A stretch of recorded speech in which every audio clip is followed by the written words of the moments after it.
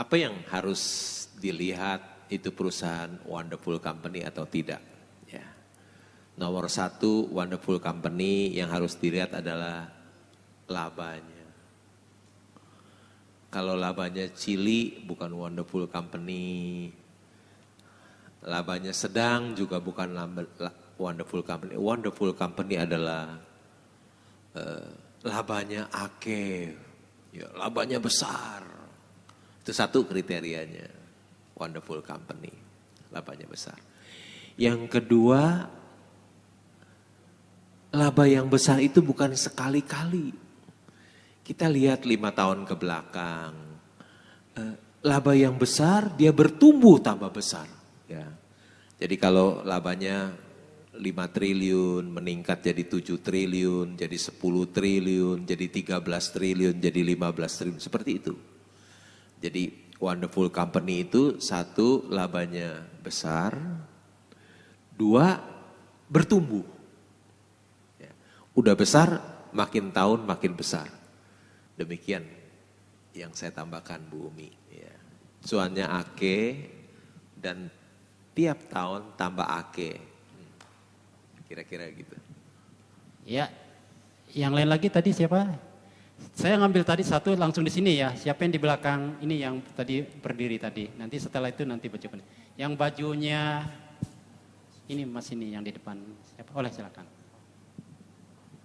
Baik, terima kasih atas kesempatannya. Perkenalkan nama saya Sogun. Izin bertanya Bapak, sebagai investor yang berpengalaman, bagaimana Bapak mengelola emosi gitu? Memulai apa? Mengelola emosi. Oh, mengelola emosi. Terhadap pasar saham yang sangat volatilitas gitu, sangat volatil. Apakah ada kebiasaan atau sesuatu yang Bapak ikuti agar tetap bisa berpikir realistis begitu Pak untuk mengambil keputusan investasi? Mungkin seperti itu saja. Sekian, terima kasih. Sebentar, dari mahasiswa bukan? Mahasiswa. Iya, baik. Ya. Namanya siapa tadi? Sogun. Sogun, nanti dicatat ya. Oke. Mari Bapak langsung aja. Terima kasih untuk pertanyaannya Sogun. Pertanyaannya adalah bagaimana mengelola emosi karena bursa saham yang naik turun ya. Kalau kita tidak mengelola emosi, bisa mengelola emosi. Begitu saham naik, kita happy. Begitu saham turun, kita sedih. Ya kan? Terus tiap hari emosinya berubah-berubah terus. Ya. Bagaimana kita mengelolanya? Supaya kita tidak jadi orang yang emosional, adalah kita harus tahu apa yang kita beli. Ya. Kalau kita tidak tahu apa yang kita beli, tentu emosi kita jadi berfluktuasi, jadi terus terombang-ambing ya. Tapi kalau kita tahu apa yang kita beli, jadi tidak emosi karena kita tahu apa yang kita beli ya. Kalau kita beli Mercy seharga bajai, ya, saya selalu begitu, beli Mercy seharga bajai baru saya beli ya. Saya nggak mau beli yang bajai harga Mercy, orang ngomong apapun saya nggak mau dengar, itu buat kamu saja ya. Biar, oh ini saham nanti minggu depan mau naik, buat kamu saja. Kalau saya lihat itu bajai harga Mercy, saya nggak mau sentuh. Jadi karena saya beli Mercy harga bajai, jadi saya tenang aja, saham turun tenang. Kan saya tahu, saya punya ini Mercy, harganya bajai, harganya turun, juga tidak apa-apa. Saya bisa mengelola emosi saya ya dengan sangat baik. Jadi saya tidak, kalau saham turun hatinya sedih, stres gitu, enggak. Saya bisa mengelola emosi saya, punya mindset yang baik. Contohnya gini, kalau saham turun, saya selalu berpendapat, ini peluang emas loh. Ketika harga saham turun, ini peluang emas loh. Kapan saatnya saya bisa, misalnya COVID datang ya saham turun, orang lain stres, saya enggak. Saya berpikir punya mindset yang positif. Ini peluang emas loh, ini sedang hujan emas di bursa. kapan lagi saya bisa beli Mercy seharga baja? Ya saat ini loh. Happy saya beli saham, borong saham. Ketika saham turun, emosi saya tetap happy. Kalau saham naik gimana? Ya tetap happy juga. Wah saham-saham naik ya, saya tambah kaya loh. Jadi saham turun happy, saham turun saya happy, saham naik saya juga happy. Saham turun ini peluang emas loh. Saya bisa membeli perusahaan bagus harga murah. Ketika saham naik saya juga happy, saya tambah kaya. Ya. Ketika kemarin saya lihat saham-saham pada naik semua tambah kaya. Gitu ya, Shogun. Bagaimana mengelola emosi ya. Punya mindset yang baik. Ya, sudah Pak. Lagi, saya tentukan ya. Baju kuning dulu, tadi dari sana. Ya.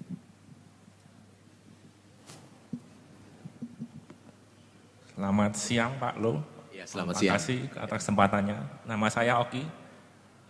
Oki? Ya. Oke. Mau tanya kan Bapak beli saham berdasarkan laporan keuangan.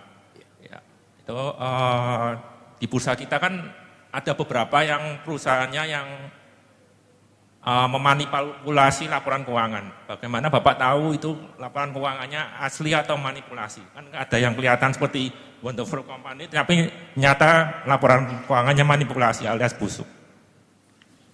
Oh, pertanyaannya menyeramkan ya. Manipulasi soalnya. Ya pertama-tama kan kita kan bukan hanya lihat laporan keuangannya saja, ya kan kita tadi nomor satu kan siapa pengendalinya, siapa direksi dan manajemennya, apakah mereka orang berintegritas tidak. Kalau mereka orang berintegritas, laporan keuangannya juga benar ya. Kalau mereka orang tidak berintegritas tentu kita juga ragu dengan laporan keuangannya. Kedua sebagai filter juga ada siapa yang mengaudit laporan keuangan itu. Apakah mereka big four accountant lebih akuntan publik 4 besar dunia itu lebih bisa kita lebih mempercayai ya.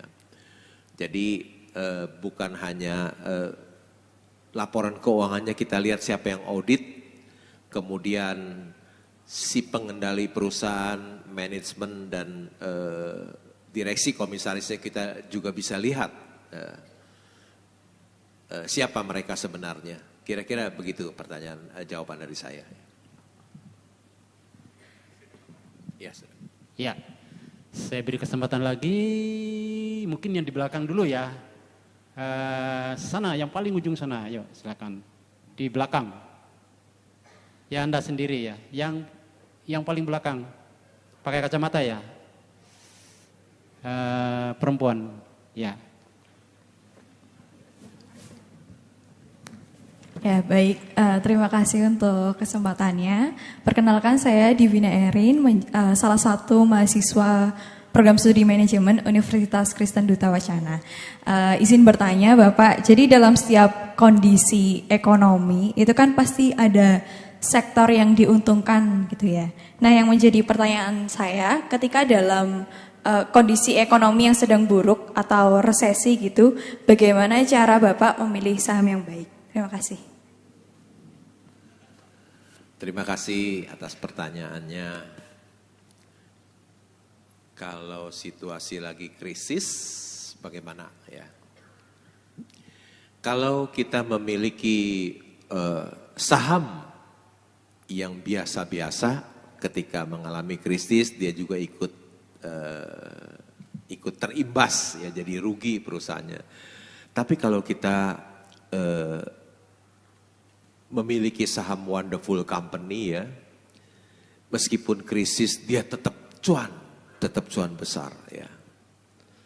Siapa sih perusahaan yang tetap cuan besar ketika krisis? Yaitu saya sebut hanya 2 saja ya, sebetulnya banyak.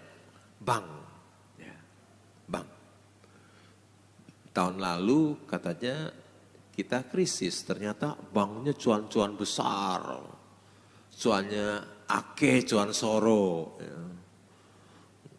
Sampai ada bank yang cuannya 40 triliun setahun. Ya. Yang kedua, yang ketika krisis cuannya gede, nggak ikut krisis apa? Tambang batu bara, perusahaan tambang batu bara. Tahun lalu ada cuannya 38 triliun laba bersih. Ya. Jadi ini saham-saham wonderful company, tapi bukan rekomendasi membeli atau menjual ya. Kalau beli rugi salah sendiri, bukan rekomendasi. Dua ini perusahaan perbankan dan batubara adalah dua sektor yang tidak terimbas oleh krisis. Kalau perusahaan biasa-biasa tentu terimbas, tapi kalau wonderful company dia tidak terimbas.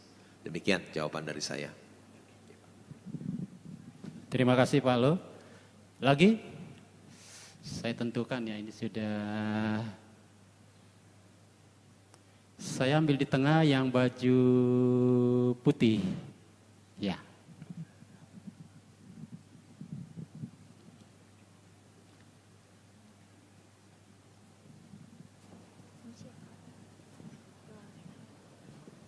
Baik, terima kasih. Selamat pagi Pak Lo. Selamat pagi Pak Perminas. Perkenalkan, nama saya Regina. Saya mahasiswa dari kampus lain. Izin bertanya, tadi sudah Bapak jawab sih sebenarnya barusan. Tapi saya izin bertanya 2 pertanyaan.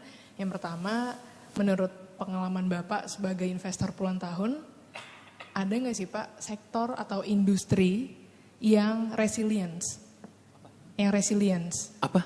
Resilient. Resilient itu apa artinya? Tangguh, yang tangguh. Hah? Tangguh. Oh tangguh. Ya. Oh iya yang tangguh. Yang pertama, yang tangguh, sekiranya dari zaman dahulu Bapak mulai berinvestasi sampai mungkin 2-5 tahun ke depan masih tangguh di sektor apa? Dan yang kedua, saya suka melihat seminar Bapak di sebelum-sebelumnya. Yang pertanyaan kedua ini agak keluar dari persamaan. Saya hanya mau tahu apakah statement Bapak terhadap aset digital, terutama cryptocurrency, itu masih sama seperti statement Bapak yang Bapak sampaikan di seminar sebelumnya, yang dimana Bapak belum tertarik atau tidak merekomendasikan berinvestasi di kripto karena tidak mempunyai underlying aset. Apakah masih sama pandangannya atau sudah berbeda? Itu saja Pak. Terima kasih. Ya, silakan Pak Lo. Tadi saya sudah jawab sebetulnya Ya, sektor mungkin yang tangguh. Ya, baik. Itu sudah ya. Itu mungkin yang kedua kali Pak. Yang kedua mengenai cryptocurrency, jawaban saya tetap sama, tidak berubah ya. Karena kita memberi cryptocurrency itu nggak ada underlying asetnya. Kalau kita membeli saham bank ya, saham bank, ada banknya yang bisa mencetak uang buat kita, banknya ya. Ada BRI yang bisa memberikan keuntungan, ada underlyingnya ya. Seperti saya membeli, saya punya saham bank juga ya. Saya membeli aset properti misalnya, bukan rekomendasi membeli atau menjual ya. Punya aset 20 triliun, saya pemegang saham terbesar nomor 2 di situ. Di perusahaan properti yang sudah berusia 45 tahun, saya beli saham itu.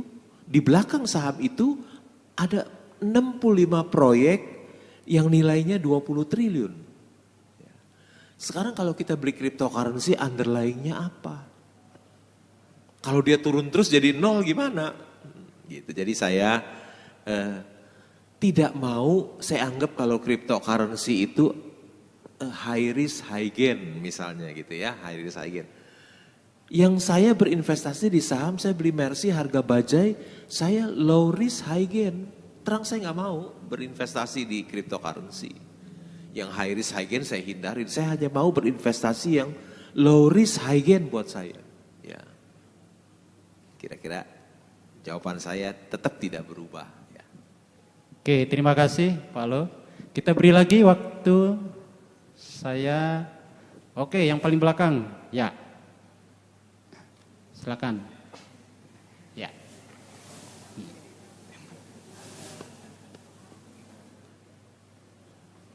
Cek. Baik, terima kasih. Sebelumnya perkenalkan, nama saya Agung Pratama, saya dari kelompok studi keuangan dan pasar modal UKDW. Sebelumnya terima kasih juga Pak sudah memberikan materi kepada kami. Saya sangat terinspirasi dengan Bapak. Semoga saya bisa kaya dengan cara tidur.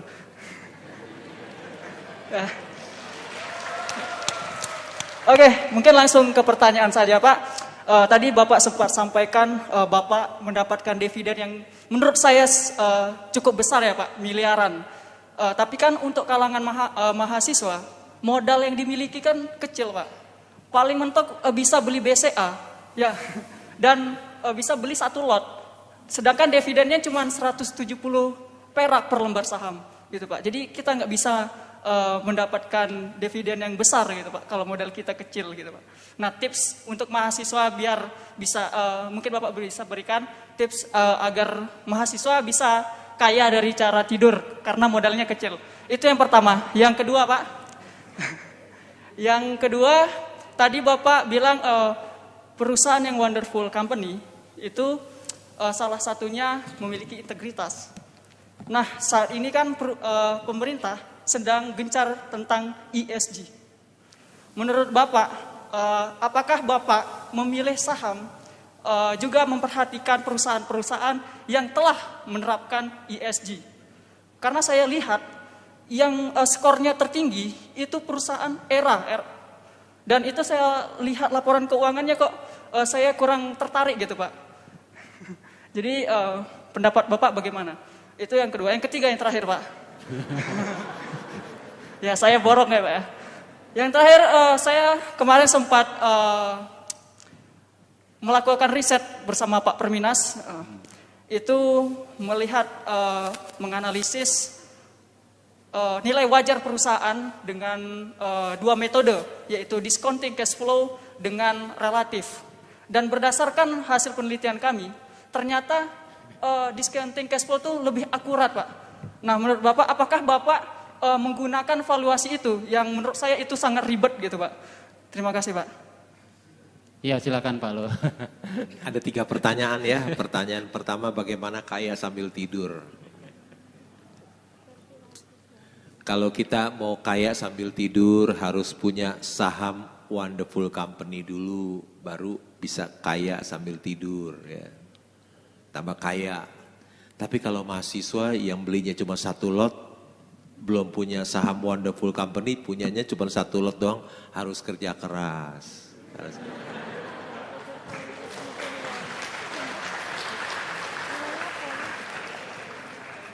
Harus kerja keras dengan segala cara tapi yang halal ya. Halal. Seperti tadi Warren Buffett, dia pun memulai dengan jadi loper koran, ya, loper koran. Enggak langsung jadi seorang yang memiliki 100 miliar dolar, itu proses dari ketika usia 12 tahun sampai 93. Itu prosesnya sampai punya uang itu it takes time, perlu waktu selama 81 tahun.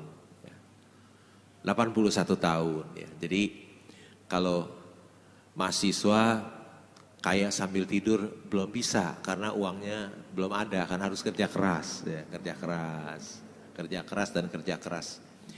Mungkin bekerja di satu perusahaan, jual online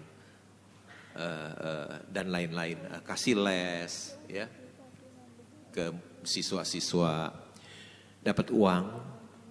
Yang kedua, selain cari uang, kerja keras, yang kedua adalah hidup hemat dan sederhana. Ya.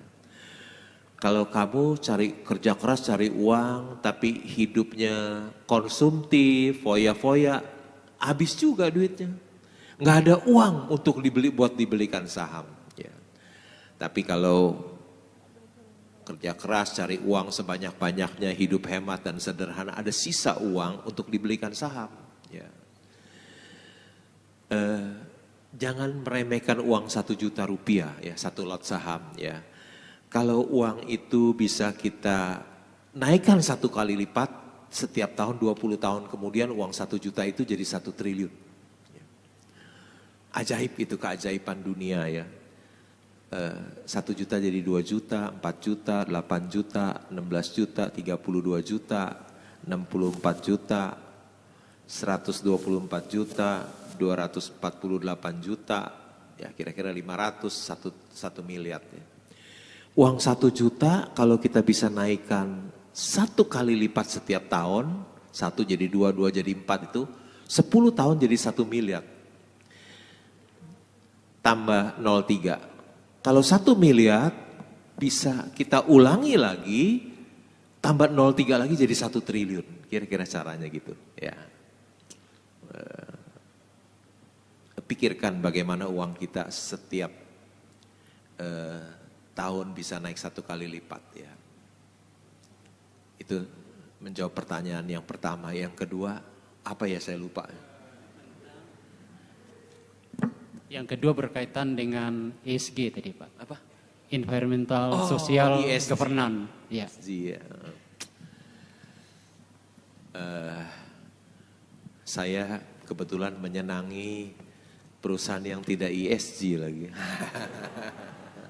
Kan saya punya saham tambang batu bara yang kemarin kasih saya dividen 45 miliar itu kan tambang batu bara kan nggak ESG ya. Habis cuan gede gimana? Tambang batu bara kan kasih cuannya ake, nggak ESG udah biarin lah nggak apa-apa. Cuman jangan kita berpikir ESG terus. Lihat tuh, tadi pagi saya baru baca loh di Vietnam lagi krisis listrik. Enak di Indonesia, nggak pernah krisis listrik, tiap hari lampu nyala terus. Karena kita kaya dengan batu bara. Ya. Di Vietnam, saya baca listriknya mati melulu, ya. Investor asing juga ngeluh, masyarakat juga ngeluh, investor asing, pabrik nggak jalan, 2 hari ruginya piro. Apalagi kalau pabrik nggak jalan seminggu ruginya piro. Kenapa listrik mati? Karena nggak pakai batu bara, dia pakai yang ESG, pakai tenaga air. Sekarang musim kemarau, airnya nggak ada, surut, PLTA-nya nggak jalan. Itu ESG itu di Vietnam. Bisa krisis listrik ya. Jadi batu bara susah tergantikan dengan yang lain. Mau ESG batu bara susah, mau tiap hari listriknya mati. Pakai nuklir, berani pakai nuklir. Yang kedua, mau pakai PLTA, ya ada kesulitan kalau kemarau. PLTA juga kecil. Kalau PLTU yang pakai batu bara bisa 1000 megawatt. PLTA kita sungainya kecil-kecil paling 5 megawatt, udah gitu konstruksinya susah, lu bikin bendungan itu susah konstruksinya. Yang ketiga pakai angin juga cuma sedikit lagi. Keempat, pakai tenaga surya. Saya kasih tahu ya, tenaga surya. PLTU kan bisa 1000 megawatt. Tenaga surya 1 megawatt butuh solar panel lu seluas 1 hektar loh.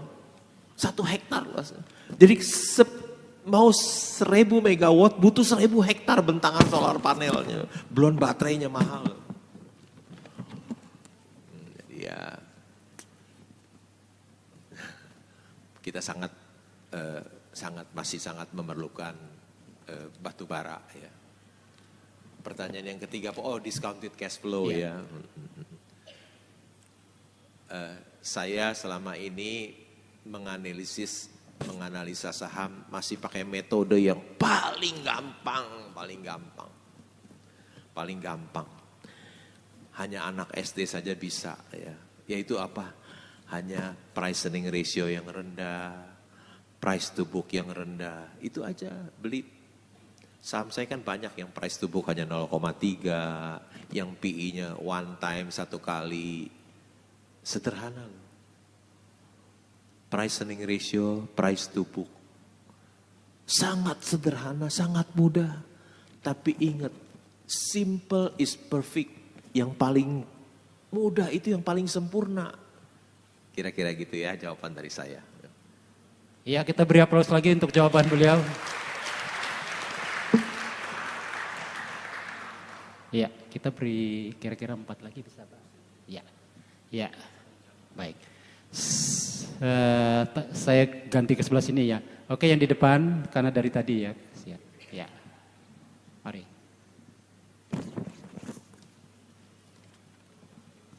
Ya, cek.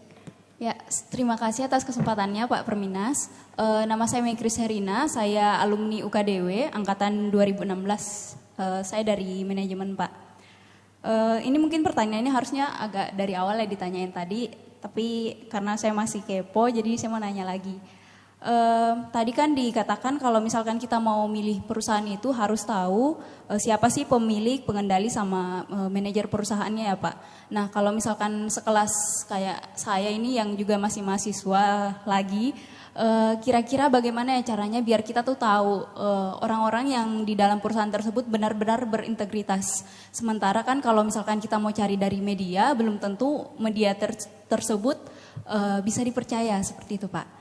Terus yang kedua, kan kalau misalnya kita mau investasi tentu saja kita harus belajar dan belajar itu saya rasa kita harus tetap konsisten. Nah bagaimana caranya biar kami tuh tetap konsisten untuk belajar sementara mungkin setiap harinya kami diperhadapkan dengan banyak hal yang kelihatan lebih menarik seperti itu Pak. Terima kasih. Di luar lebih menarik Moso. Moso lebih menarik di luar. Nggak dengar tadi saya bilang Warren Buffett cuan 1.720 triliun. Coba yang menarik apa yang lebih menarik yang bisa cuan dari 1.720 Moso.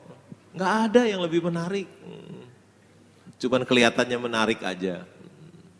Tapi sebetulnya nggak menarik. Apa ya tadi pertanyaannya lali aku.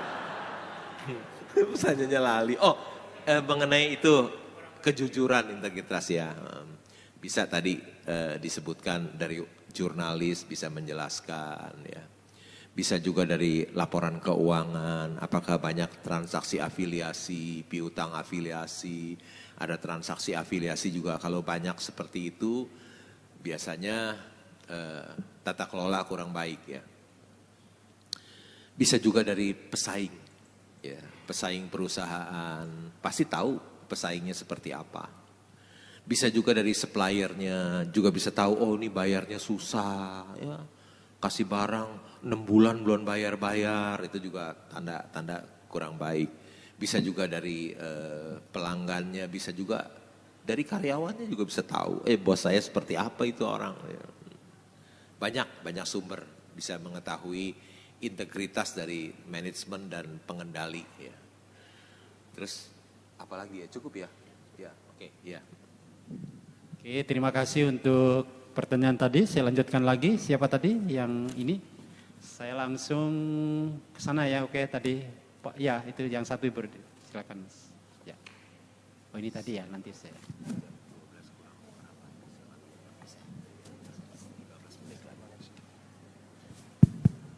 Oke, selamat siang semuanya. Selamat siang Pak Lo, Pak Perminas. Memperkenalkan diri, nama saya Ahmad. Saya seorang trader saham. Kebetulan lulus kuliah langsung trader saham dan sekarang mencoba untuk belajar investasi saham. Dari seminar ini Pak Lo sering mengatakan bahwa untuk menjadi investor yang sukses harus memahami laporan keuangan. Setahu saya Pak Lo King Hong background pendidikannya adalah sastra Inggris. Iya Pak. Lah, dari sastra Inggris kok bisa memahami laporan keuangan? Bagaimana cara Pak Lo King Hong belajar memahami laporan keuangan sehingga mahir seperti saat ini? Seperti itu pertanyaan dari saya. Terima kasih atas waktunya. Iya, terima kasih. Silakan Pak. Terima kasih pertanyaannya. Yang sarjana akuntansi tidak baca laporan keuangan. Yang lulusan seorang fakultas sastra, sastrawan baca laporan keuangan. Gimana bisa mahir? Nggak mahir, cuman lihat aja satu cuannya piro. Sederhana kan, cuman lihat aja. Oh, bikin laporan keuangan pasti nggak bisa, kalau baca kan gampang. Cuannya piro sih? Oh ini cuannya begini, penjualannya berapa, modalnya berapa, utangnya berapa, di kas ada berapa banyak uang, piutangnya gimana, inventorinya gimana, uang mukanya gimana. Sederhana kan, cukup lulusan SD aja kan bisa. Apalagi saya kan lulusan S1, Fakultas Sastra kan S1. Kan saya udah bilang tadi SD aja bisa kok. Saya ini seorang sastrawan, ya, sastrawan yang menjadi investor Pak. Ya. Saya diwisuda oleh Sultan Takdir Ali Syabana, ya, seorang pujangga baru. Ya. Yang bacanya waktu kuliah belajarnya puisi, novel, linguistik, ilmu bahasa. Ya. Makanya saya bilang, menjadi seorang investor yang sukses cukup pendidikannya SD, ya, karena hanya cukup tambah kurang. Kalau saya Fakultas Sastra kan S1, jadi udah lewat melampaui SD, jadi bisa ya. Kalau saya Fakultas Sastra, seorang sastrawan bisa jadi investor, apalagi saudara yang lulusan dari Fakultas Bisnis harusnya lebih hebat dari saya, ya. Itu jawaban dari saya Pak. Terima kasih Pak Lo. Ada yang dari SMA? Silakan, ada anak SMA yang mau bertanya? Anak SMA ada yang sempat ikut? Ada yang mau berani bertanya? Silakan, satu anak SMA. Ya, silakan. Ya.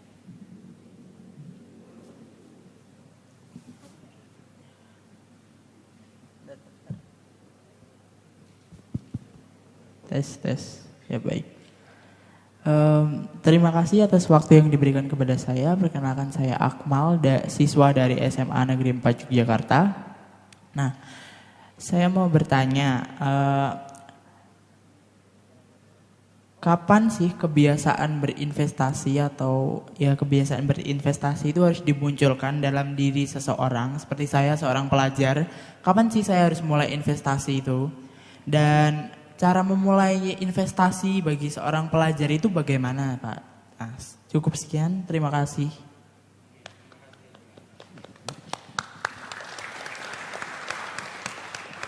Ada pertanyaan dari anak SMA, siswa SMA. Kapan saat yang terbaik berinvestasi saham? Ya. Tahu Warren Buffett mulai membeli saham ketika usia berapa? Tahu? Lebih muda dari kamu loh. Warren Buffett ketika pertama kali membeli saham ketika usia 12 tahun. 12 tahun berarti tamat SD ya? Tamat SD.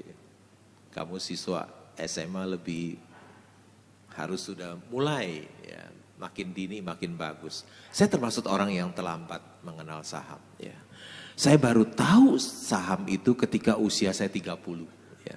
Saya mulai membeli saham 34 tahun yang lalu. Saya sangat terlambat sekali. Bersyukur ada adik-adik siswa SMA, mahasiswa sudah tahu tentang saham. Ya, saya usia 30 tahun masih belum mengerti apa-apa. Ya.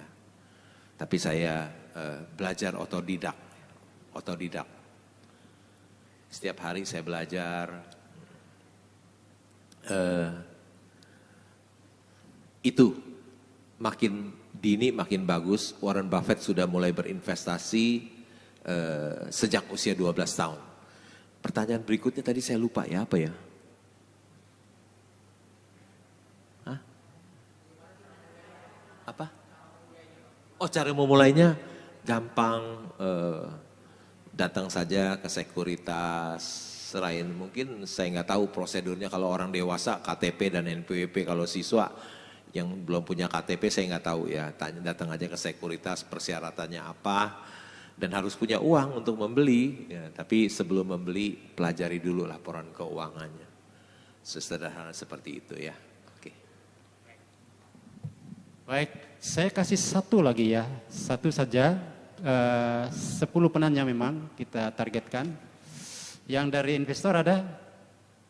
Investor ya? Oke, silakan. Ya. Ini yang terakhir, kita membatasi waktu karena Pak Lo juga ada atau segera untuk kembali ke Jakarta. Ini yang ke-10. Terima kasih. Oke, terima kasih atas kesempatannya. Perkenalkan, nama saya Zainal, saya dari Investor. Ini ingin bertanya kepada Pak Lo terkait Clip-on Finance. Kalau kita amati Clip-on Finance di laporan keuangan di tahun 2021 melakukan pembiayaan beberapa triliun ya untuk membiayai konsumen. Apakah ini salah satu alasan Pak Lo Keng Hong membeli Clip-on Finance karena akan berubah pembiayaannya menjadi pendapatan di masa yang akan datang sehingga menjadi perusahaan yang turnaround untuk labanya? Atau ada hal lain analisanya dan bagaimana menghitung harga wajar dari Clip-on Finance? Sedangkan waktu Pak Lo beli di tahun 2020 pada saat COVID itu dalam keadaan rugi. Terima kasih. Terima kasih atas pertanyaannya. Kenapa saya beli Clip-on Finance jadi pemegang saham terbesar nomor 3 di situ? Setahu saya Clip-on Finance anak perusahaan dari Penin Bank. Penin Bank adalah menurut saya bank salah satu yang terkuat di Indonesia karena ketika krisis ekonomi tahun 98 dia tidak meminta BLBI, dia yang bisa kuat bertahan. Jadi kalau sudah melewati krisis yang begitu dahsyat tahun 98 tentu dalam sektor keuangan sangat kuat ya dan itu anak perusahaannya. Yang saya beli hanya sederhana aja. Dia kan pasti soal keuangan sangat baik. Yang saya beli hanya sederhana. Sederhana sekali. Harga sahamnya 200, nilai buku per sahamnya 1.200. Sederhana ya. Hanya price to book nggak sampai 0,2. Usahanya bagus, udah saya beli aja lah. As simple as that lah. Semudah seperti itu. Cuman beli saham ini karena yang punya Penin Bank, oh pasti sektor keuangan yang kuat, bagus. Kedua, saham harga sahamnya 200, nilai buku per sahamnya 1.200. Wah, diskon. Udah saya beli aja lah. Sekarang pelan-pelan dia naik ke 500 ya. Kemarin 515 kalau nggak salah. Ada gen 150%. Gitu Pak. Analisanya sederhana sekali ya. Hanya lihat nilai bukunya aja. Belum pakai discounted cash flow ya. Sekian, terima kasih. Tuhan berkati kita semua. Kita beri aplaus Bapak Ibu.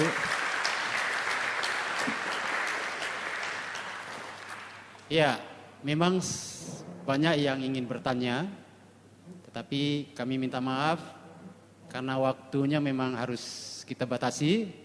Waktu sebenarnya sudah lewat.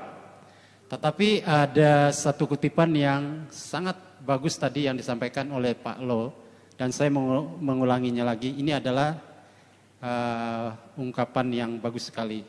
Saya baca ya. Orang yang banyak membaca banyak tahu. Orang yang banyak tahu, dia dekat dengan kepintaran. Orang yang dekat dengan kepintaran, dia dekat dengan kekayaan. Nah ini luar biasa ini kata-kata ini. Jadi membaca itu adalah sumber inspirasi. Terima kasih Pak Lo telah bersama kami. Kita akan membuka acara yang demikian ini lagi. Ini adalah mata kuliah bagaimana menjadi orang kaya ya tadi ya. Itu usulan Pak Lo tadi.